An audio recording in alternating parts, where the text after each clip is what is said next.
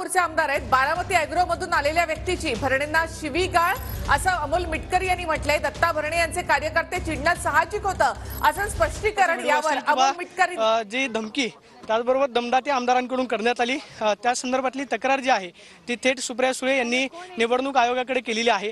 ताई आमदारांकडून धमकी दिली आपण पाहतोय की पैशाचा व्हिडिओ आहे ज्याची कंप्लेंट कोणी घेत नाही। मला 5 मिनिटं द्या, मला जरा प्रश्न मार्गी लावू द्या। 5 मिनिटं द्या। आपण पाहतोय की या ठिकाणी सांगतात की आणखी काही व्हिडिओज आहेत त्या संदर्भातली तक्रार जी आहे जो 2 नंबरचा पैसा आहे 70,000 कोटी मधला पैसा जो तो पैशाचा मोठ्या प्रमाणावर धुमाकूळ चाललाय। आम्ही रात्री पोलीस स्टेशनला कंप्लेंट केल्या, पीआयला फोन केलं, पण ही जी शासकीय यंत्रणा आहे याची दखल कुठल्या पद्धतीने घेतली जात नाही।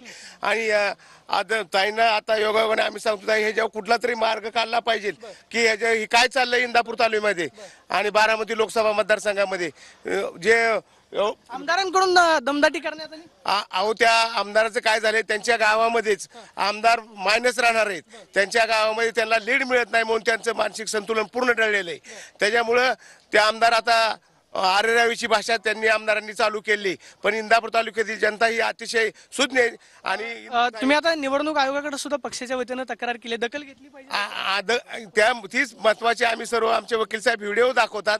रात्री आम्ही पोलिसांना फोन केलं पण कुठल्याही प्रकारची दखल या निवडणूक आयोगाकडून घेतली जात नाही आणि हे व्हिडिओ व्हायरल झाले आहेत। ताई एकीकडे निवडणूक आयोगाकडे तक्रार केली जाते, आमदार दमदाटी करतात, दखल घेतली गेली पाहिजे गंभीररित्या। नाही, माझं म्हणणं कुठलंही इलेक्शन असलं तरी ते संविधानाच्या चौकटीत आणि इलेक्शन कमिशनच्या चौकटीतच ही लोकशाही आहे, दडपशाही नाहीये। आणि किती वेदना देणार आहे सर म्हणतात। सर तुमचा अनुभव सांगा। भयंकर आहे। रात्री काल इंदापूरमध्ये प्रत्येक वार्डामध्ये पैसे वाटले जात होते। ते वाटले जात असताना आम्ही 150-200 कार्यकर्ते पोलीस स्टेशनला होतो। त्यावेळेस आम्ही माहिती घेत होतो, माहिती मिळत होती। एका कार्यकर्त्याने मला सांगितले की माझ्या गल्लीमध्ये पैसे वाटप चालू आहेत। त्यावेळेस त्याला तो म्हटला त्याला पुरावा काय, आम्हीच त्याला विचारलं, पोलीस समोर होते। त्याने फोन केला, एका कार्यकर्त्याला फोन केला, कार्यकर्ता नव्हता तो पैसे वाटणारा, त्याने फोन केला पोलीस व्हिडिओ आहे हा त्याचा व्हिडिओ आहे। पोलिसांनी प्रशासन स्पीकर ऑन केला त्याने आणि त्याने त्या आमच्या कार्यकर्त्यांना सांगितले की अरे कसे वाटप चालू आहे, किती चालू आहे, मला पैसे पाहिजेत। एक प्लॅन म्हणून आम्ही त्यांना सांगितलं होतं। त्यांनी सांगितलं की मीच पैसे वाटतोय, तुझ्या सहमताचे पैसे मी देतो। आणि ते पोलीस व्यवहार तुमच्यासोबत झाला। आमचा कार्यकर्ता पोलिसांच्या समोर स्पीकर ऑन करून बोलत होता।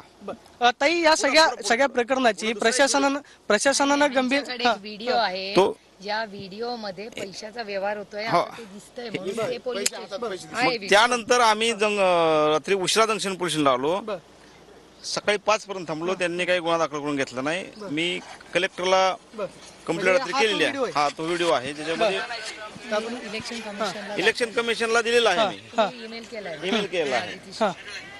साधारणतः काय मतांचा काय रेट ठरलाय, कुठं 500, कुठं 1000, कुठं 2000 आहे। आणि हे महाराष्ट्रामध्ये फुले शाहू आंबेडकरांच्या महाराष्ट्रामध्ये आणि यशवंतराव चव्हाण पवार साहेबांच्या महाराष्ट्रामध्ये हे शोभत नाही। ताई हा सगळा व्हिडिओ आहे, या सगळ्या प्रकरणाची दखल जी आहे ती प्रशासनानं घ्यावी का? तुम्ही थेट आता निवडणूक आयोगाकडे तक्रारच केलेली आहे, क्विक ऍक्शन झाली पाहिजे असं तुमचं म्हणणं? नाही, अर्थातच ही लोकशाही आहे, लोकशाहीमध्ये आहे असं होता कामा नये।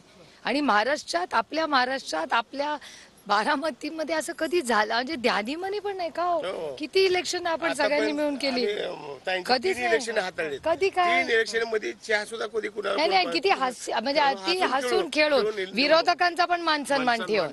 म्हणजे मागच्या इलेक्शनला आपण कुलांच्या विरोधात लढलो, कधीच काय आपल्याला 1 रुपयाचा त्रास नाही, कुठेही काही कधीच नाही। म्हणजे कुलांनी पण खूप अतिशय आदर सन्मान आम्ही पण त्यांचा केला आणि त्यांनी पण आपला केला। मात्र आमदार म्हणजे चालू आमदार म्हणजे विद्यमान आमदार आहेत, त्यांच्याकडून दमदाटी केली जाते, तो व्हिडिओ ट्विट कर माहिती आम्ही काढतोय आता जे कार्यकर्ते त्याच्यामुळे त्याची सगळ्याची माहिती करते। तुम्हाला माझा स्वभाव माहिती आहे, मी आपल्या खोटे नाटे आरोप करत बसत नाही।